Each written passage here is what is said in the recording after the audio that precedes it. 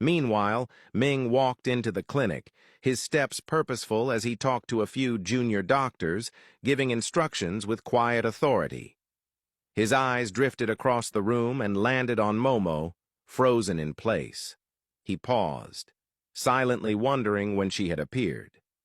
His gaze shifted to his staff, and he told them to go ahead. One by one, they left, and Ming immediately strode toward Momo. Stopping just a few steps away, he asked what she was doing there. Momo met his gaze, frustration and exasperation evident in her eyes, telling him that he was supposed to come get her at the airport. She added that the moment he exchanged clothes with Leeway, he had vanished without asking if she had arrived home safely or if she was okay.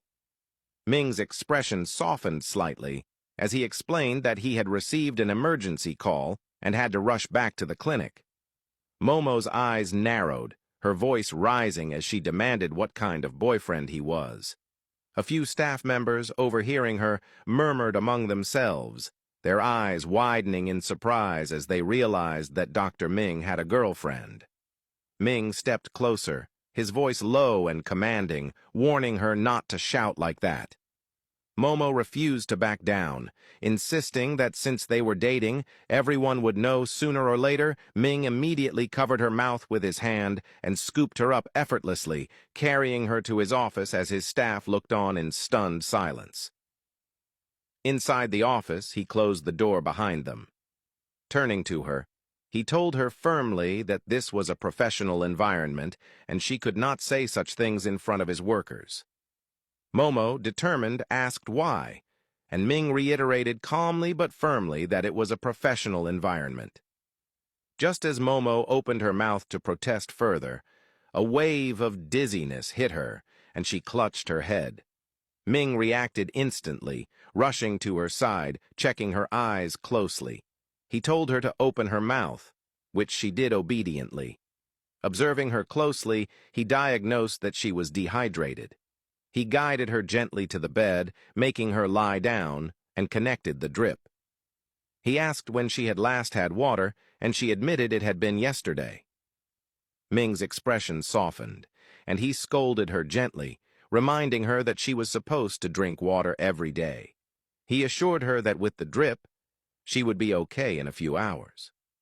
As he turned to leave, Momo reached out and pulled him onto the bed beside her.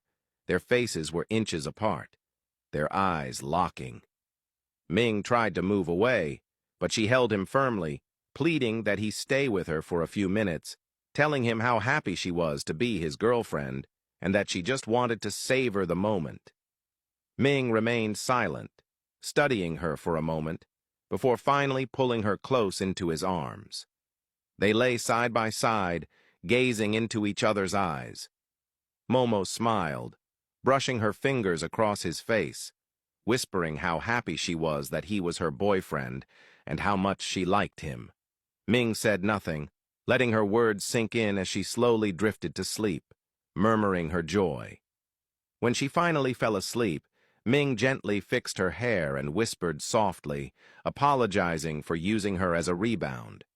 With that, he rose from the bed, closed the curtains, and walked back to his desk. Meanwhile, Leeway and Amara walked through the resort, the entire place breathtaking in its beauty.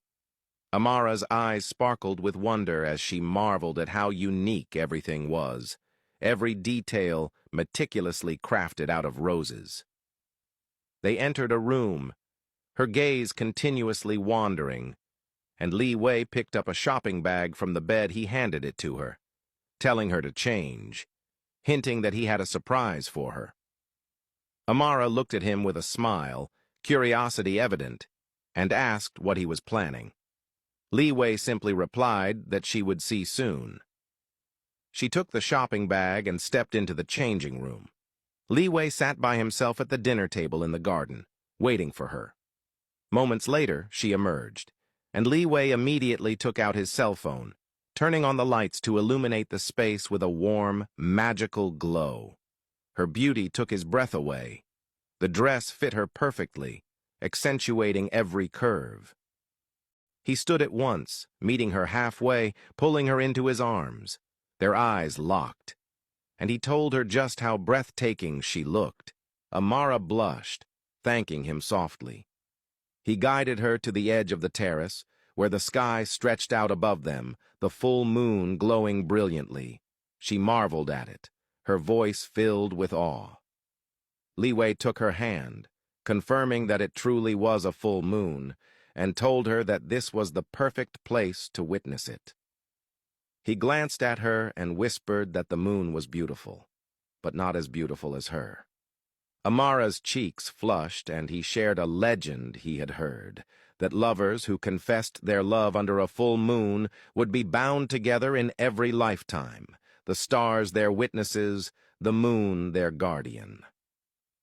Leeway stepped behind her, delicately placing a necklace around her neck. She held it, marveling at the moon and star pendant. Still standing behind her, he spoke softly, explaining that the necklace was more than a gift. It was a promise. The moon for nights she felt alone. The star for moments she forgot how brightly she shone, and the chain to remind her that no matter where life scattered them, they were bound to each other. If the heavens rewrote their story, if time scattered them across lifetimes, he would find her again. He would recognize her in any form, in any world, because his heart had memorized hers. Tonight, he vowed, their love would continue endlessly, unbroken. Tears streamed down her face, not from sadness, but from the sheer depth of his devotion. She felt it in her soul, a love more profound than anything she had ever known. Leeway moved in front of her, gently wiping away her tears. She looked at him, and in that moment, she knew with absolute certainty that he loved her. He would die for her if he had to. He stepped closer, holding her hands in his gaze fixed on hers. "I don't know if the lady was right," he whispered, his voice low and earnest. "That we were lovers in a previous life, vowing to find each other and love again in every lifetime. But if she was right, then I am here tonight to renew that vow with you." Leaning in, his hands still holding hers, he spoke with unwavering sincerity, his lips close to her ear. "I love you, Amara." The world seemed to stop as she looked at him, her eyes wide, her breath catching in her chest. She tried to process the words he had just spoken. Did he just tell her he loved her? Did he just utter his first, "I love you" to her? Every sound around her faded into silence. Every movement slowed, and all she could do was stare at him, her heart pounding with a mix of disbelief, joy, and an ache that ran deeper than she had ever felt. Amara's eyes shimmered with tears as she stared at Leeway.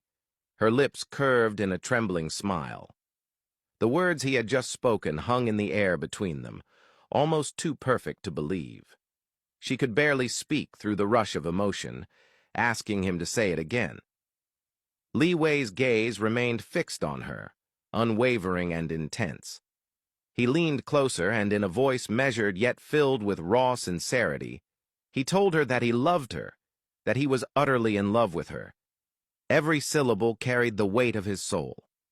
He confessed that his heart answered to no one but her, that she was the fire he would willingly walk into, and that he loved her with every fiber of his being, burning for her in a way that consumed him from the inside out. Each word struck Amara like a melody she had longed to hear her entire life. She could hardly believe the man before her, the same man who had once vowed never to love, who recoiled at the mere mention of the word, was speaking these words to her now. Speechless, she stood there, caught between disbelief and the overwhelming surge of joy. Leeway moved closer, his fingers brushing away her tears with gentle precision. He told her that she should not cry, that this was a moment for happiness, not sorrow. She smiled through the tears, explaining that her tears were of pure joy. He had finally said the words she had been longing to hear. Without hesitation, she threw herself into his arms.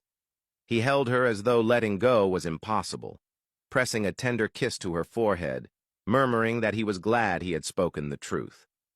She had changed him in ways he could not have imagined, he admitted, the depth of her influence on him undeniable. Then, almost casually, he asked if she was hungry. She nodded, and he told her he had a plan. Without another word, he removed his clothes and stepped into the infinity pool, its surface sprinkled with rose petals that floated like delicate whispers across the water. Amara froze, confused, expecting him to suggest dinner. Instead, his eyes remained fixed on her as he instructed her to change and join him. A paper bag sat on a nearby chair, containing a swimsuit for her. Her curiosity and hesitation warred inside her as she took the bag and walked away to change, her mind racing with anticipation for what he had planned. Elsewhere, Ming sat at his desk, wrapping up his day with precise, deliberate movements. He glanced at the clock and realized Momo had been asleep for hours. Before he could rise to check on her, an email notification pulled him back. He sank into his chair, opening it with cautious anticipation. As he scanned the contents, his eyes widened, disbelief and shock mingling across his face. The results for May, James, and May's daughter had arrived, along with the tests Master Shen had requested. Ming stared at the screen, stunned, as the weight of the revelations began to settle over him, leaving him silently grappling with their implications.